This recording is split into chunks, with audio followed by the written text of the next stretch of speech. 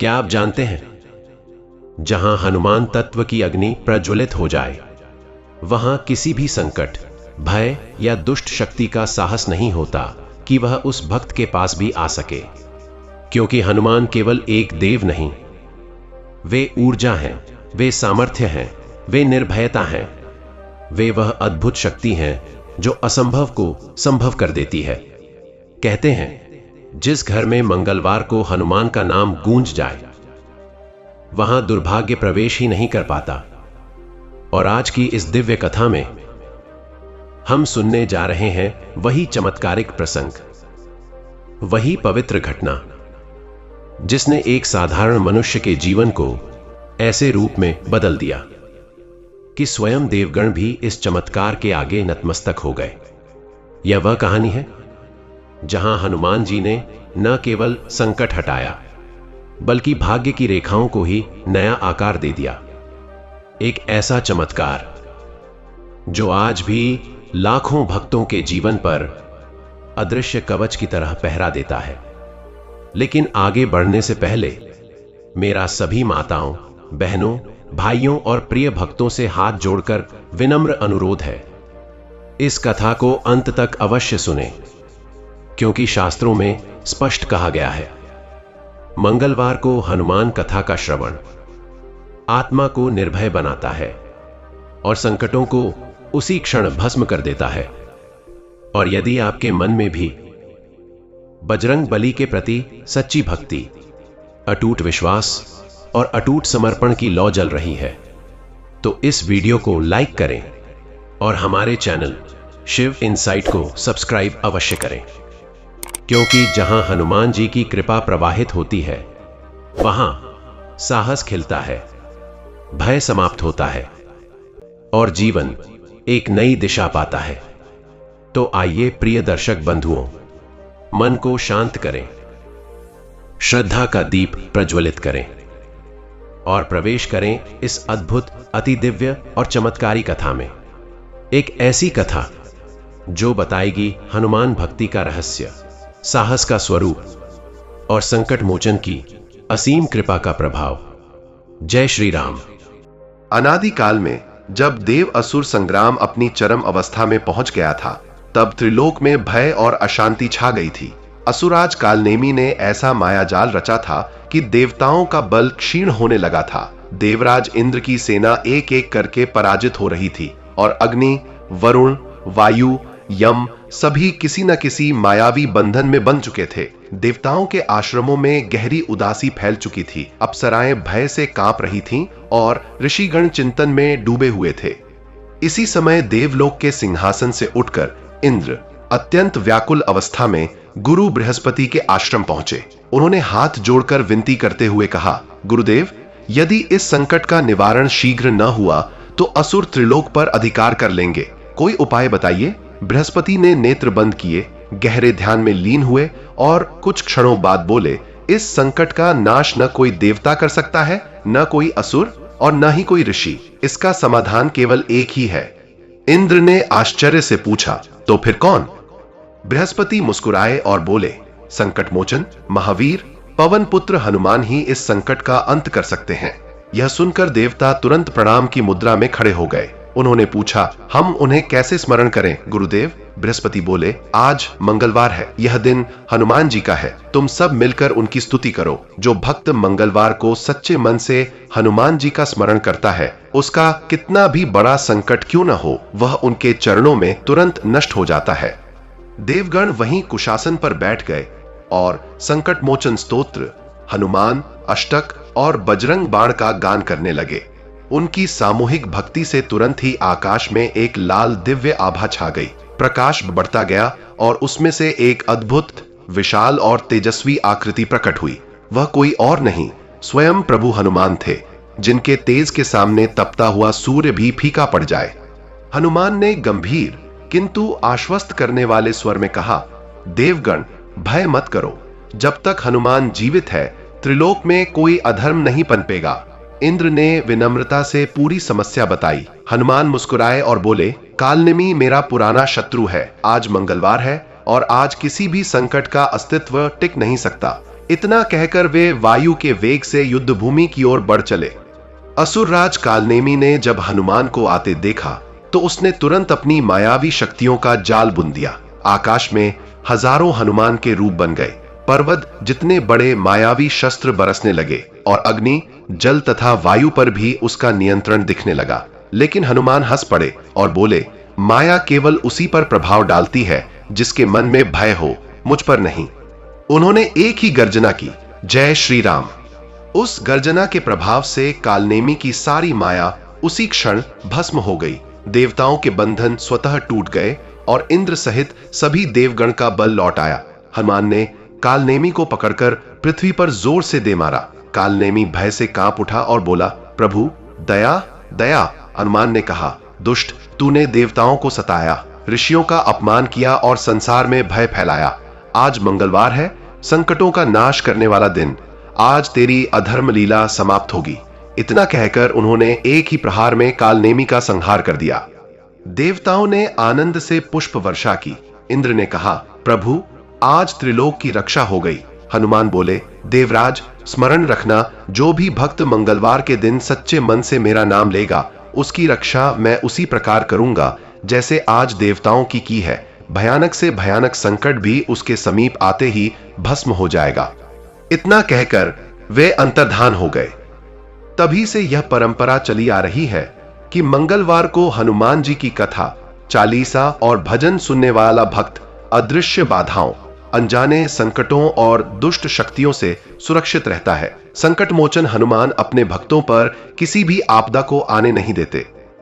देवताओं की विजय के बाद भी त्रिलोक में पूरी तरह शांति तुरंत नहीं लौटी, क्योंकि कालनेमी के नाश के साथ साथ उसकी मायावी शक्तियां हवा में तैरती हुई कई छोटे छोटे विकारों के रूप में फैल गई थीं। ये विकार किसी असुर के रूप में नहीं, बल्कि मनुष्यों और देवताओं के भीतर आशंकाओं, भय और भ्रम के रूप में प्रवेश करने लगे।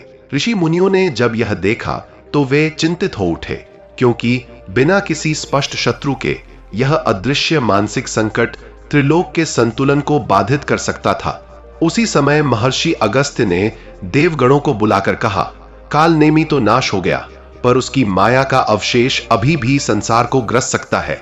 यह माया किसी शस्त्र से नहीं, केवल पवित्र साहस से नष्ट होगी। इंद्र ने पूछा कि यह साहस कहां से आएगा? महर्षि शांत स्वर में बोले, जहां हनुमान का नाम होता है वहां साहस स्वयं चलकर आता है। अब पूरे त्रिलोक को एक ऐसा कार्य करना होगा जिससे इस माया का पूर्ण नाश हो जाए। देवगणों ने पूछा, वह क्या? अगस्त्य बोले, हनुमान जी का अखंड स्मरण, उनका अखंड गुणगान। जब तक हर प्राणी में निर्भयता नहीं जागेगी यह माया बनी रहेगी। देवता समझ गए कि यह न केवल युद्ध का परिणाम है, बल्कि एक दिव्य संदेश भी है कि भय तभी टिकता है जब मनुष्य अपने भीतर के बल को भूल जाता है। देवगणों ने तुरंत यह संकल्प लिया कि पूरे देवलोक में हनुमान जी के विजयगान का आयोजन किया जाएगा। अप्सराएं वीणा, मृदंग, शंख और नाद स्वरों के साथ दिव्य गान करने लगी। ऋषि मुनियों ने यज्ञ स्थापित कर हनुमान जी का आह्वान किया। चारों दिशाओं में मंत्रों का ऐसा कंपन फैला कि आकाश में स्थित मेघ भी उन कंपन से कांपने लगे। देवनगरी की वह रात जैसे किसी अयोध्या महोत्सव की भांति प्रकाशित हो उठी। त्रिलोक में फैली भय की धुंध धीरे धीरे हटने लगी। जो देवता युद्ध में घायल थे उनके घाव भी स्वयं भरने लगे। यह सब देखकर इंद्र ने कहा, हमने तो केवल देह की रक्षा के लिए हनुमान को पुकारा था, पर वे तो मन की जंजीरें भी काटकर चले गए। इस वाक्य के साथ ही सभी ने महसूस किया कि हनुमान जी केवल युद्ध के देव नहीं, बल्कि भावों और मन की नकारात्मकताओं के भी विध्वंसक हैं। उसी समय पृथ्वी लोक में एक नया संकट खड़ा हो गया। विंध्य पर्वत के समीप बसे एक विशाल वन क्षेत्र में कालनेमी की माया का एक काला अवशेष एक भूतिया अग्नि का रूप लेकर फैलने लगा। यह अग्नि साधारण नहीं थी, यह वायु को भी जलाती थी, जल को भी सुखा देती थी और जहां से गुजरती थी वहां जीव वनस्पति की चेतना को निगल जाती थी। इसका स्रोत कोई भी नहीं समझ पा रहा था। स्थानीय देवता, यक्ष, नाग और वन देवी भी इससे भयभीत थे। यह अग्नि किसी भी प्रकार के मंत्र या वर्षा से शांत नहीं होती थी। वन में रहने वाले ऋषियों ने तुरंत देवलोक को संदेश भेजा कि पृथ्वी पर एक अज्ञात संकट उत्पन्न हो चुका है। और यदि इसे अभी न रोका गया तो हजारों वर्ष की तपश्चर्या से विकसित संतुलन भस्म हो सकता है। देवगण तुरंत एकत्र हुए और निर्णय लिया कि यह अवशेष कालनेमी की माया से निकला हुआ कोई विकराल तत्व है जिसका नाश हनुमान ही कर सकते हैं। देवराज इंद्र ने वायुदेव को संदेश भेजा कि वे तुरंत पवन पुत्र को यह समाचार पहुंचाएं। वायुदेव पलक झपकते ही किष्किंधा के समीप उस पर्वतीय क्षेत्र में पहुंचे जहां हनुमान गहन तप में लीन थे। उनका ध्यान इतना ऊंचा था कि उनके चारों ओर दिव्य प्रकाश का एक मंडल बना हुआ था और पवन की गति स्वयं रुककर उनकी शांति में लीन हो रही थी। वायुदेव ने विनम्र स्वर में कहा, पुत्र, एक नया संकट उत्पन्न हो चुका है। हनुमान ने धीरे से नेत्र खोले। उनके चेहरे पर हल्की मुस्कान थी, पर उनकी आंखों में अद्भुत तेज चमक रहा था। उन्होंने कहा, पिता, संकट जितना भी नया हो उसका अंत पुराना है, नाम राम का। यह कहते ही उन्होंने पल भर में वायु के वेग से भी तेज गति धारण की और विंध्य पर्वत की दिशा में प्रस्थान किया। जब हनुमान उस वन क्षेत्र में पहुंचे तो उन्हें देखकर वहां के ऋषि मुनि आश्वस्त हो गए। जंगल का दृश्य अत्यंत भयावह था। अग्नि लाल नहीं बल्कि काली थी। धुआं सफेद नहीं बल्कि नीले प्रकाश से चमक रहा था। यह अग्नि जैसे जीवित थी, सांस ले रही थी और अपने रास्ते में आने वाले हर तत्व को निगल रही थी। हनुमान ने तुरंत समझ लिया कि यह साधारण अग्नि नहीं है, यह कालनेमी की अंतिम माया थी, जिसे परास्त करने के लिए युद्ध नहीं बल्कि दिव्य शक्ति की आवश्यकता है। वे मुस्कुराए और बोले, माया चाहे जितनी भी भयंकर क्यों न हो, उसकी जड़ भय में होती है और जिस दिन भय नष्ट हो जाए माया स्वयं खत्म हो जाती है। यह कहते ही उन्होंने गहन स्वर में राम राम राम का जप आरंभ किया। उनके मुख से निकलता प्रत्येक मंत्र ध्वनि अग्नि को पीछे धकेल रहा था। अग्नि कुछ क्षणों के लिए शांत हुई, पर फिर दुगनी गति से भड़क उठी। ऋषि भयभीत हो गए कि यह माया शायद अब अपराजेय हो चुकी है, पर हनुमान के चेहरे पर एक क्षण के लिए भी चिंता नहीं आई। उन्होंने अपने हृदय में स्थित राम नाम की ज्योति को और प्रबल किया। फिर उन्होंने अपने वज्र समान हाथ से धरती को स्पर्श किया और एक मुट्ठी मिट्टी उठाई। उस मिट्टी को अपने माथे से लगाकर बोले, यह भूमि राम की है, इस भूमि पर कोई भी अधर्म टिक नहीं सकता। और जैसे ही उन्होंने वह मिट्टी अग्नि की दिशा में फेंकी, काली अग्नि मानो चीख पड़ी। वह मुट्ठी भर मिट्टी किसी साधारण कण में नहीं बल्कि हनुमान की श्रद्धा और शक्ति में परिवर्तित होकर उस माया पर प्रहार कर रही थी। कुछ ही क्षणों में अग्नि का आकार घटने लगा। नीला धुआं धीरे धीरे सफेद होकर गायब होने लगा। वन में फैली मायावी ऊर्जा टूटकर धूल में मिल गई। अग्नि के शांत होते ही पूरा क्षेत्र जैसे पुनः जीवित हो उठा। पेड़ों की सूखी शाखाओं में हरियाली लौटने लगी।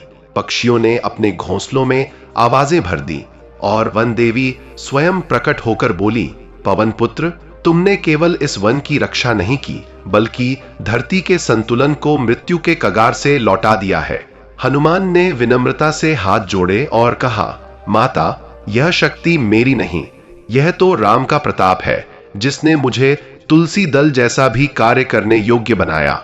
ऋषि मुनि उनकी इस विनम्रता को देखकर द्रवित हो उठे। उन्हें महसूस हुआ कि हनुमान की महानता केवल उनकी शक्ति में नहीं बल्कि उनके चरित्र, विनय और समर्पण में है। जैसे ही यह कार्य संपन्न हुआ, आकाश में एक दिव्य प्रकाश प्रकट हुआ। उसमें से स्वयं देवराज इंद्र और अन्य देवता प्रकट हुए। उन्होंने कहा, प्रभु, आज आपने न केवल त्रिलोक की रक्षा की बल्कि संसार को यह भी सिखाया कि संकट चाहे कितना भी भयंकर क्यों न हो, यदि मंगलवार के दिन आपका स्मरण किया जाए तो वह संकट धुएं की तरह गायब हो जाता है। हनुमान ने मुस्कुराते हुए केवल इतना कहा, जिसे राम का नाम मिला उसे भय कैसा, ऐसा कहकर वे अंतर्धान हो गए। उस दिन से एक नई परंपरा की शुरुआत हुई। कहा गया कि मंगलवार के दिन हनुमान जी की कथा सुनने वाला, चालीसा का पाठ करने वाला और राम नाम लेने वाला मनुष्य केवल बाहरी संकटों से ही नहीं बल्कि अदृश्य, मानसिक और मायावी बाधाओं से भी मुक्त हो जाता है। कालनेमी की माया जैसे मरी, वैसे ही मनुष्य के भीतर की नकारात्मकता भी हनुमान भक्ति से नष्ट हो जाती है। और यही कारण है कि आज तक लाखों भक्त मंगलवार को हनुमान जी का नाम लेकर स्वयं को सुरक्षित महसूस करते हैं, क्योंकि संकट मोचन हनुमान केवल शत्रु नहीं मारते, वे भय भी मार देते हैं। वन के शांत होते ही त्रिलोक में सुख का एक नया कंपन फैलने लगा, पर यह शांति उतनी स्थायी नहीं थी जितनी प्रतीत हो रही थी। कालनेमी की माया भले नष्ट हो गई थी, पर उसका अंतिम कंपन एक सूक्ष्म छाया की तरह धरती के गर्भ में उतर गया था। यह छाया किसी ज्वालामुखी, किसी गंधर्व, किसी दैत्य या किसी नाग के रूप में नहीं, बल्कि एक अदृश्य छिद्र के रूप में जन्म ले रही थी। एक ऐसा छिद्र जो धीरे धीरे ब्रह्मांडीय ऊर्जा को अपने भीतर खींचने की क्षमता विकसित कर रहा था। ऋषियों ने कई बार ध्यान में यह विचित्र कंपन अनुभव किया, पर वे उसे समझ नहीं पा रहे थे।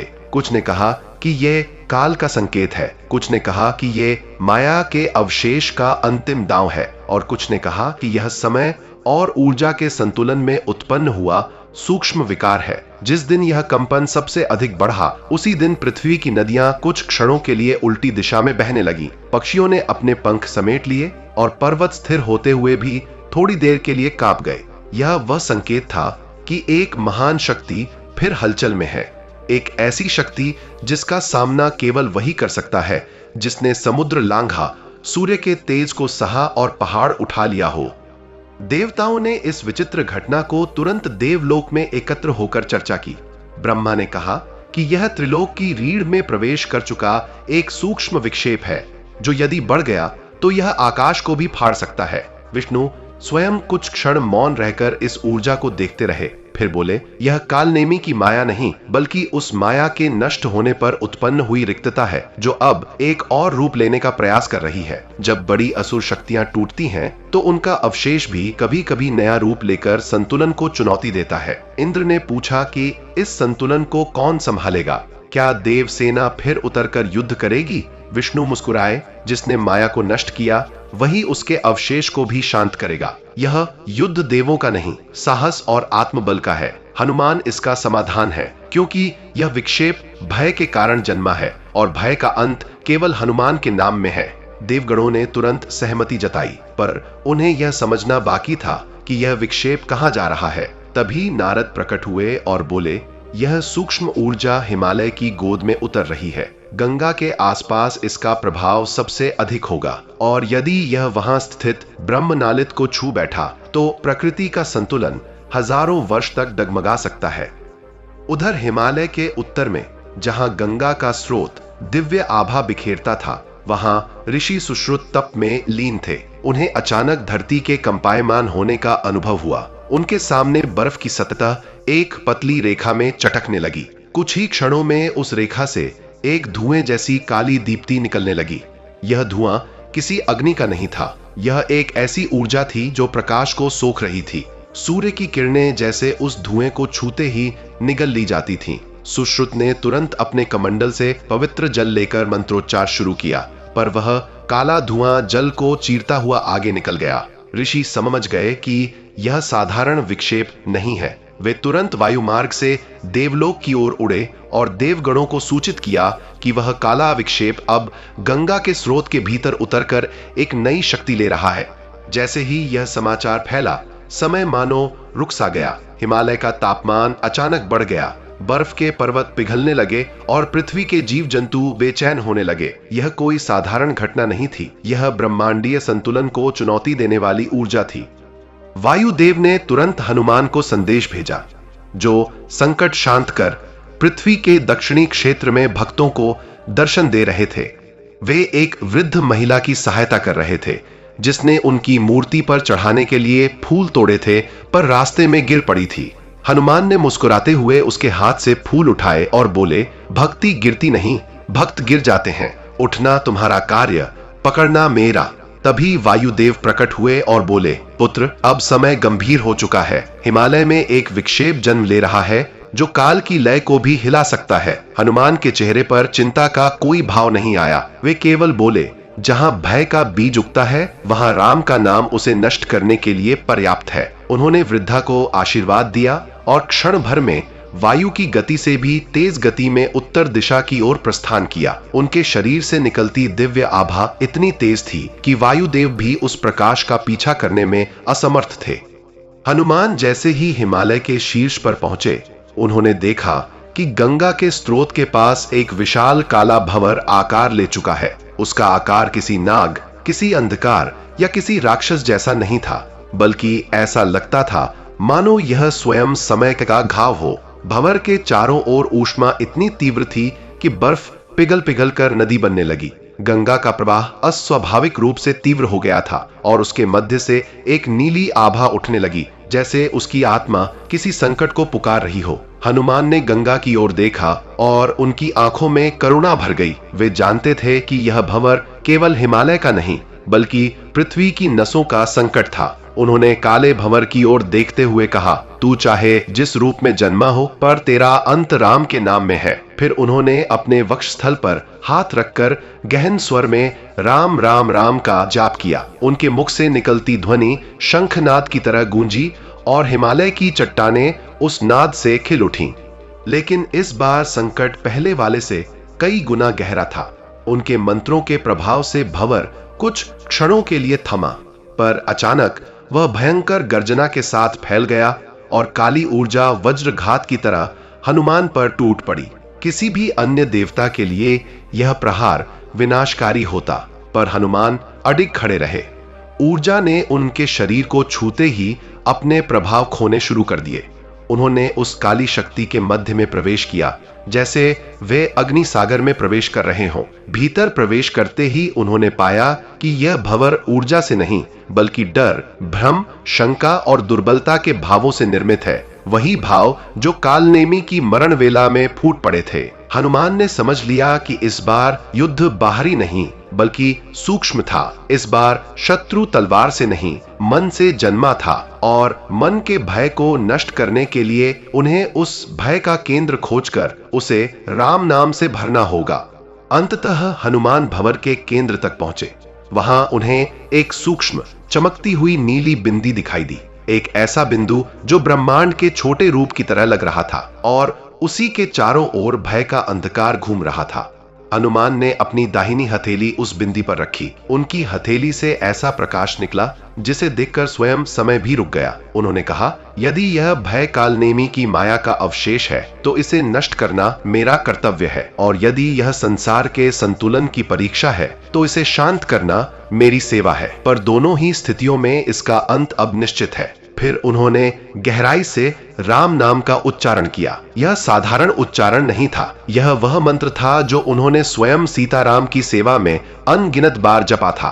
मंत्र के उच्चारण से भंवर की दीवारें टूटने लगी, भय का अंधकार चटकने लगा, हिमालय का तापमान अचानक शांत होने लगा। गंगा के प्रवाह ने अपना सामान्य रूप वापस ले लिया। कुछ ही क्षणों में काली ऊर्जा धूल की तरह बिखर गई और वह सूक्ष्म बिंदी दिव्य प्रकाश में परिवर्तित होकर आकाश में विलीन हो गई। भंवर के समाप्त होते ही देवता, ऋषि और स्वयं प्रकृति ने राहत की सांस ली। आकाश में एक दिव्य ध्वनि गूंजी। संकट मोचन ने संकट का नाश किया। गंगा देवी प्रकट हुई और हाथ जोड़कर बोली, पवन पुत्र, आपने केवल हिमालय की रक्षा नहीं की, बल्कि संसार के भय को जड़ से मिटाया है। आज से आपका स्मरण केवल शक्ति नहीं देता, बल्कि भय का पूर्ण अंत कर देता है। देवताओं ने पुष्प वर्षा की और हिमालय फिर शांत हो गया। हनुमान ने केवल मुस्कुराकर कहा, जो राम के भक्त हैं उनके लिए भय का अस्तित्व ही कहां। उस दिन के बाद यह एक मान्यता बन गई कि हनुमान जी केवल बाहरी दुष्टों और मायावी शक्तियों का विनाश ही नहीं करते, बल्कि वे मन के भीतर बसे अदृश्य भय, शंका और दुर्बलता को भी जड़ से मिटा देते हैं। और इसलिए कहा गया कि मंगलवार को हनुमान जी का स्मरण करने वाला, चालीसा का पाठ करने वाला या उनके नाम का जप करने वाला कोई भी संकट, चाहे वह बाहरी हो या सूक्ष्म, उसे छू भी नहीं सकता, क्योंकि उस दिन हनुमान स्वयं त्रिलोक में घूमते हैं और उन भय छायाओं को नष्ट कर देते हैं जो मनुष्य की प्रगति रोकती हैं। यही कारण है कि आज भी करोड़ों भक्त मंगलवार को दीपक जलाकर हनुमान जी से केवल एक ही वरदान मांगते हैं, भय से मुक्ति, और हनुमान कृपा से भय का अंत उतनी ही सहजता से हो जाता है जितनी सहजता से उन्होंने हिमालय के उस भंवर को समाप्त किया था। धरती के सबसे भीतर, जहां अग्नि, जल और वायु का आदिम संतुलन बसा हुआ है, वहां अचानक हलचल होने लगी। प्राचीन काल में जिन यक्षों और नागों को पृथ्वी के अंतर संतुलन की रक्षा का दायित्व सौंपा गया था, उन्होंने तुरंत यह हलचल महसूस की। शेषनाग, जो स्वयं पृथ्वी को अपने फणों पर धारण करते थे, उन्होंने भी अचानक एक कंपन को अनुभव किया। एक ऐसा कंपन जो उनके फणों तक पहुंच गया और उन्हें कई सहस्राब्दियों बाद विचलित कर गया। शेषनाग समझ गए कि यह कोई साधारण दैत्य या माया नहीं है। यह कुछ ऐसी ऊर्जा है जो पृथ्वी के आरंभ में कभी दबी थी और आज अपने स्तर पर इसीलिए जग रही है क्योंकि भय का एक बड़ा स्रोत नष्ट हुआ है। जब शत्रु मरता है तो उसकी छाया कभी कभी नई दिशा खोजती है। शेषनाग ने तुरंत देवताओं को संदेश भेजा कि पृथ्वी के गर्भ में एक ऐसा परिवर्तन हो रहा है जो भविष्य में प्रकृति के मूल तत्वों को प्रभावित कर सकता है, विशेषकर जल और अग्नि को। देवलोक में इस संदेश के आते ही पुनः सभा बुलाई गई। इस बार ब्रह्मा, विष्णु और महादेव तीनों सूक्ष्म रूप में उपस्थित हुए। ब्रह्मा ने कहा, सृष्टि जब भी किसी बड़े भय से मुक्त होती है तब संतुलन के दूसरे पक्ष में हलचल होती है। कालनेमी की माया भय पर आधारित थी। अब जब भय नष्ट हो चुका है तो माया का जो अंतिम मूल कंपन है वह अपनी जगह खोज रहा है। विष्णु ने अपनी चतुर्भुज हथेली आकाश की ओर उठाते हुए कहा, यह ऊर्जा किसी दैत्य का रूप नहीं लेगी बल्कि एक अनियंत्रित प्राकृतिक शक्ति बन सकती है। इससे पृथ्वी के तत्वों का संतुलन टूट सकता है। इंद्र चिंतित हुए और बोले, प्रभु, क्या यह महाप्रलय का संकेत है? शंकर ने धीमे स्वर में कहा, नहीं, पर यदि इसे समय रहते रोका न गया तो धरा की अग्नि बढ़ जाएगी, जल में उद्वेलन होगा और वायु दिशा बदल देगी। यह संकट किसी असुर का नहीं बल्कि तत्वों के व्यतिक्रम का है। देवताओं ने तुरंत हनुमान का स्मरण किया क्योंकि वे ही ऐसे थे जो तीनों लोकों के तत्वों से संवाद कर सकते थे। वे वायु तत्व से उत्पन्न, अग्नि तत्व के समान तेजस्वी और जल तत्व के समान करुणामय थे। उधर पृथ्वी पर एक नया परिवर्तन होने लगा। दक्षिण के समुद्रों में अचानक लहरें बिना किसी कारण उठने लगी। हवा रुक रुक कर भारी हो रही थी और समुद्री जीव बेचैन हो रहे थे। जलदेव वरुण ने यह परिवर्तन देखा और तुरंत हनुमान को संदेश भेजा। तब तक हनुमान उत्तर से लौटकर दंडकारण्य के पास बैठे एक वृद्ध तपस्वी को आशीर्वाद दे रहे थे। हवा उनका नाम लिए बिना भी शांत हो जाती थी। तभी वरुण प्रकट हुए और बोले, संकट मोचन, पृथ्वी का जल अस्थिर हो गया है। समुद्र के भीतर एक ऊर्जा घूम रही है जो अपने भीतर सब कुछ खींचने लगी है। यह शायद उसी भय माया का अवशेष है जो अब जल तत्व में घर कर रहा है। हनुमान ने शांत आंखों से समुद्र की दिशा में देखा और बोले, जब भय मन में नहीं टिक पाया तो वह तत्वों में छिपने लगा है, पर जहां राम का नाम है वहां तत्व भी अपना संतुलन खो नहीं सकते। उन्होंने आकाश की ओर उछाल भरते हुए समुद्र की ओर प्रस्थान किया। उनका उछाल इतना विशाल था कि पहाड़ों पर बैठे पक्षी डरकर उड़ान भरने लगे और बादल उनके ऊपर से हटकर मार्ग बनाने लगे।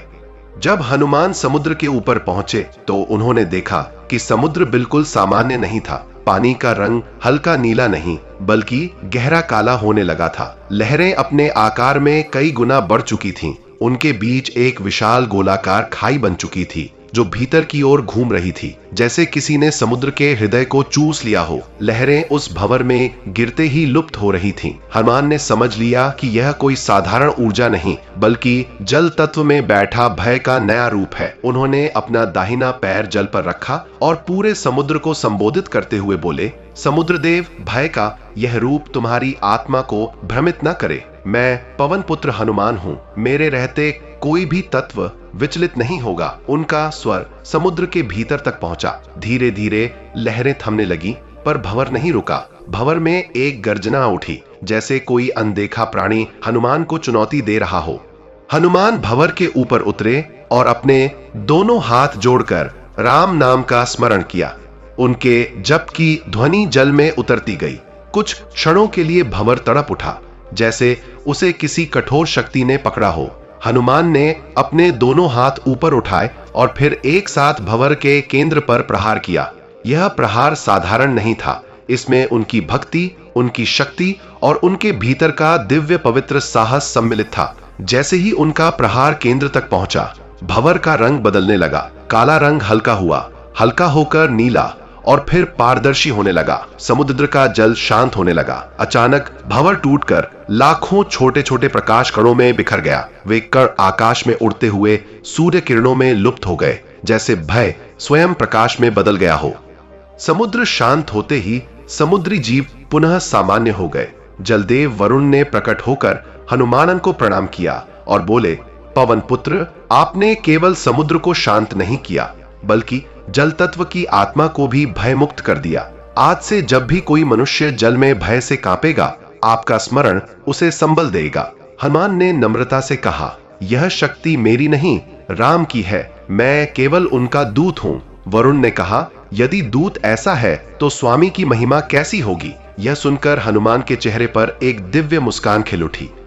लेकिन संकट अभी पूरी तरह समाप्त नहीं हुआ था। जल तो शांत हो चुका था, पर अग्नि तत्व में अचानक एक विचित्र परिवर्तन होने लगा। धरती के दक्षिण पश्चिम में स्थित ज्वालामुखियां अपने भीतर से एक लाल नहीं बल्कि सफेद अग्नि उछालने लगी। सफेद अग्नि सामान्य नहीं होती, यह उन अदृश्य ऊर्जा तत्वों के जागरण का संकेत होती है जो प्राचीन काल में देवताओं द्वारा सील कर दी गई थी। यह अग्नि इतनी तेज थी कि वायु का रंग पीला होने लगा। पर्वतों के भीतर निवास करने वाले गंधर्व और किन्नर भयभीत होकर बाहर निकल आए। वे समझ गए कि यह अग्नि प्राकृतिक नहीं है, यह उसी भय का अंतिम प्रयास है जो कालनेमी के नाश से मुक्त होकर पृथ्वी के भीतर छिप गया था। हवा भारी होने लगी, धरती तपने लगी और पर्वतों की चट्टानें पिघलने लगी। यह अग्नि यदि फैली तो आधी पृथ्वी को घेर लेती और जीव सृष्टि का संतुलन टूट जाता। अग्निदेव ने देवताओं को संदेश भेजा और देवता तुरंत हनुमान को पुकारने लगे। हनुमान, जो अभी वन में एक बच्चे को पेड़ गिरने से बचा रहे थे, तुरंत आकाश में उठे और ज्वालामुखियों की ओर प्रस्थान किया। जैसे ही वे वहां पहुंचे, उन्होंने देखा कि ज्वालामुखी की अग्नि धरती को चीरकर ऊपर उठ रही है, मानो पृथ्वी स्वयं रो रही हो। हनुमान ने अपने मुष्टिक प्रहार से एक ही वार में पर्वत के शीर्ष को शांत कर दिया। फिर उन्होंने अग्नि के समीप जाकर कहा, हे अग्नि, तुम्हारा उदय धर्म का संकेत है, पर तुम्हारा असंतुलन अधर्म का संकेत देता है। शांत हो जाओ, क्योंकि भय की यह ज्वाला अब राम नाम से शांत होगी। उन्होंने अपने शरीर का आकार बढ़ाया और ज्वालामुखी को अपनी दोनों भुजाओं से ढक लिया। ज्वालामुखी के भीतर उठती भयंकर ऊर्जा उनके स्पर्श से शांत होने लगी। उन्होंने अपने भीतर की अमर ऊर्जा को अग्नि में प्रवाहित किया, जैसे माता का स्पर्श किसी बच्चे के रोदन को शांत कर देता है। धीरे धीरे अग्नि का रंग लाल से नारंगी और फिर सुनहरे पीले रंग में बदलने लगा। कुछ ही क्षणों में ज्वालामुखी स्थिर हो गया। पृथ्वी का कंपन रुक गया, पर्वतों की दरारें बंद हो गईं, हवा पुनः ठंडी होने लगी। अग्निदेव प्रकट होकर बोले, पवन पुत्र, अग्नि तत्व आज आपके कारण संतुलित हुआ है। आपके बिना यह संकट अनियंत्रित हो जाता। हनुमान मुस्कुराए और बोले, जो संकट राम के भक्तों पर आता है वह मेरे लिए पुकार बन जाता है। मैं तो केवल उस पुकार का उत्तर देता हूं। देवताओं ने पुष्प वृष्टि की और फिर आकाश से एक दिव्य ध्वनि गूंजी। संकट मोचन ने तत्वों का उद्धार किया है। देवता, मनुष्य, ऋषि और पृथ्वी के सभी जीव हनुमान के प्रति कृतज्ञ हो उठे। उस दिन से यह मान्यता और भी दृढ़ हो गई कि मंगलवार के दिन हनुमान का स्मरण करने वाला न केवल शत्रुओं से बल्कि अदृश्य प्रकृति संकटों से भी सुरक्षित रहता है। हनुमान केवल भौतिक संकटों का अंत नहीं करते, बल्कि उन सूक्ष्म भय ऊर्जाओं को भी जड़ से समाप्त कर देते हैं जो मनुष्य के जीवन में अराजकता पैदा करती हैं। पहाड़ों के बीच फैली वह अग्निमयी रात जैसे अपने भीतर कोई रहस्य छुपाए खड़ी थी। आकाश में लालिमा थी, धरती पर अजीब सी हलचल। गांव के लोग दूर से ही उस दिशा में उठते धुएं को देख रहे थे, पर किसी की हिम्मत नहीं हो रही थी पास जाने की। तभी भक्त माधव, जिसे अभी अभी संकट मोचन का संकेत मिला था, उस पर्वत की ओर अकेला बढ़ने लगा। हवा गर्म थी, जैसे अग्नि अपने फेफड़ों से अंगार फूंक रही हो, पर माधव के भीतर कोई अकल्पनीय साहस उमड़ रहा था। अभी कुछ देर पहले वह एक साधारण सा मनुष्य था, पर हनुमान जी के दर्शन ने उसके भीतर एक ऐसी शक्ति भर दी थी कि कदम खुद ब खुद आगे बढ़ते जा रहे थे। पर्वत के पीछे से गर्जन, चीखें और युद्ध की ध्वनि सी गूंज रही थी। माधव समझ चुका था कि यह कोई सामान्य अग्निकांड नहीं, यह असुर शक्ति का प्रकोप था। वही असुर जिसने पास के गांवों में भय और अराजकता फैला रखी थी। जैसे जैसे वह आगे बढ़ा, अग्नि की तपिश उसके चेहरे को झुलसा रही थी, पर उसके हृदय में हनुमान नाम की गूंज किसी ढाल की तरह खड़ी थी। अचानक पर्वत की चोटी से एक भयंकर धुआं उठा और उसके बीच एक विशालकाय छाया उभर आई। वह असुर विकराल था, आंखें ज्वाला की तरह और हाथों में अग्नि की गदा। वह चिल्लाया, आज इस धरती से भक्ति का नाम मिट जाएगा। लेकिन माधव ने कदम रोके नहीं, क्योंकि उसे पता था वह अकेला नहीं है। उसके हर श्वास में राम नाम था और हर धड़कन में हनुमान जी का आशीर्वाद। असुर ने अग्नि का गोला उठाकर उसकी ओर फेंका और वह प्रचंड शक्ति से आता हुआ आकाश को लाल कर गया। एक पल को ऐसा लगा कि माधव जलकर राख हो जाएगा, पर उसी क्षण एक प्रचंड पवन तूफान की तरह उठा। पेड़ झूमने लगे, धूल का घना गुबार उठ गया। अग्नि का गोला हवा में ही मुड़कर टूट पड़ा, जैसे कोई अदृश्य शक्ति उसे चीरकर बिखेर रही हो। असुर आश्चर्यचकित रह गया। तभी पर्वत की तलहटी से दिव्य प्रकाश की एक लहर उठी और उसके साथ हवा में गूंजा, रामदूत हनुमान। यह आवाज इतनी गगनभेदी थी कि पूरा क्षेत्र कांप उठा। वही महाशक्ति, वही तेजस्वी दिव्यता जिसके दर्शन कुछ समय पहले माधव ने किए थे, अब अग्नि के बीच खड़ी थी। हनुमान जी का स्वरूप प्रचंड प्रकाश से दीप्त था।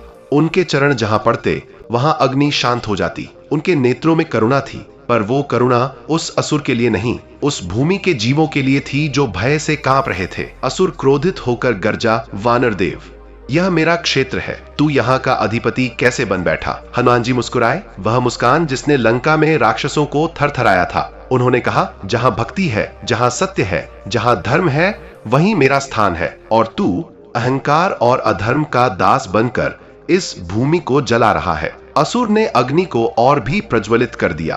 पर्वत लाल हो उठा, पर हनुमान जी ने एक क्षण में पवन का रूप लिया। हवा की ऐसी गति उठी कि असुर के चारों ओर घूमती ज्वाला बिखरने लगी। कुछ ही क्षणों में उसका अग्नि घेरा टूट गया। वह भयभीत हुआ, क्योंकि हवा अग्नि की शत्रु है और पवन पुत्र से अग्नि की रक्षा कौन कर सकता था। माधव इस दिव्य दृश्य को अपनी आंखों से देख रहा था। उसके हृदय में श्रद्धा की ऐसी तरंग उठ रही थी कि उसने जमीन पर गिरकर प्रणाम कर दिया। उसे लगा जैसे यह पूरी लड़ाई सिर्फ उसे दिखाने के लिए ही हो रही है, ताकि उसे एहसास हो सके कि हनुमान भक्ति कितनी महान होती है।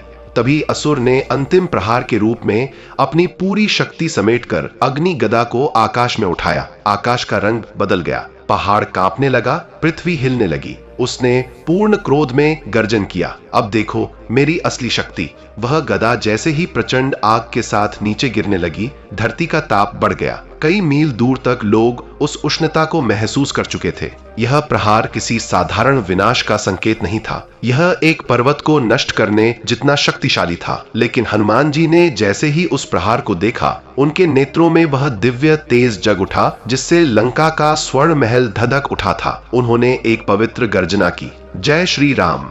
यह गर्जना वज्र के समान थी।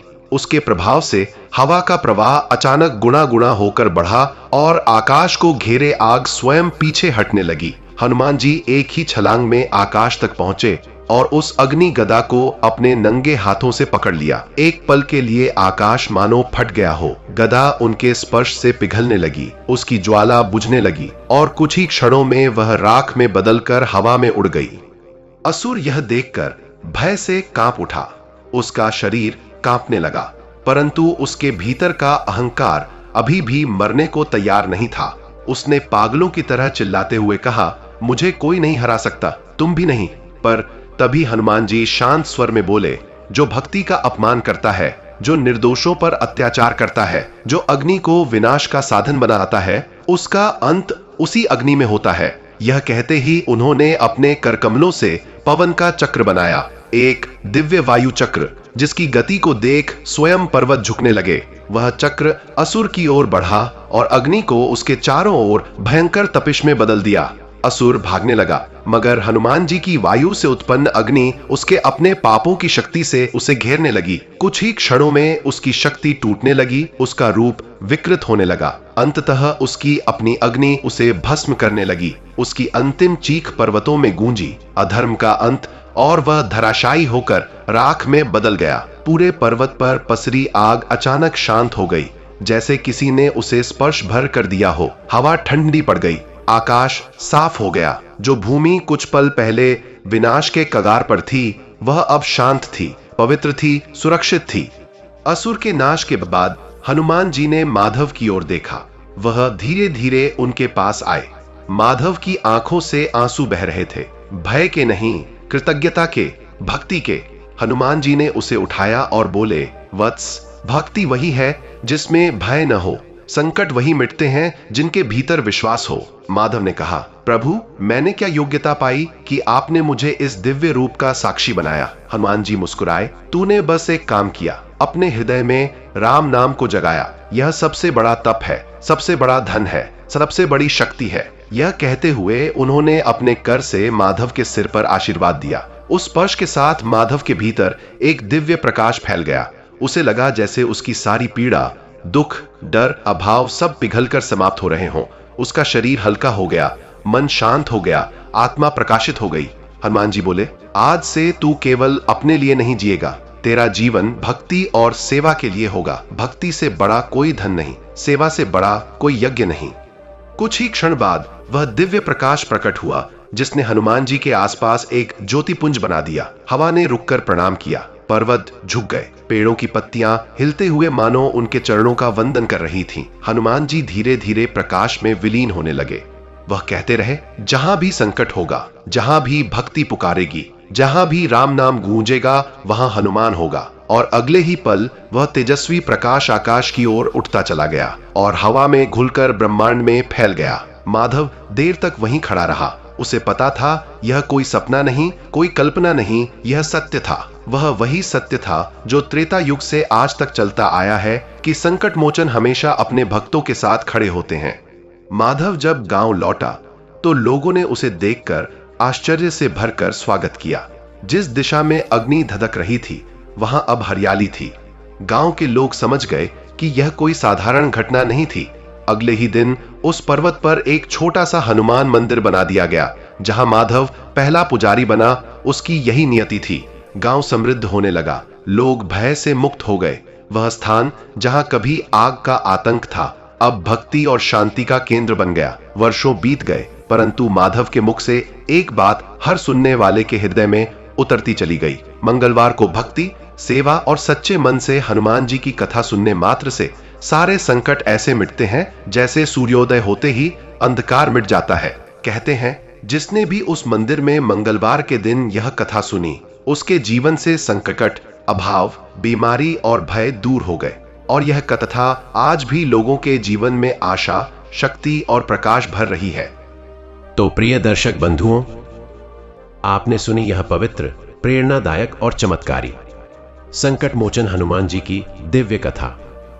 जो भक्त अहंकार, आलस्य और संशय जैसे दोषों से दूर रहता है और प्रभु हनुमान का सच्चे मन से स्मरण करता है, उसके जीवन में साहस, शक्ति और सफलता स्वयं हनुमान जी प्रदान करते हैं।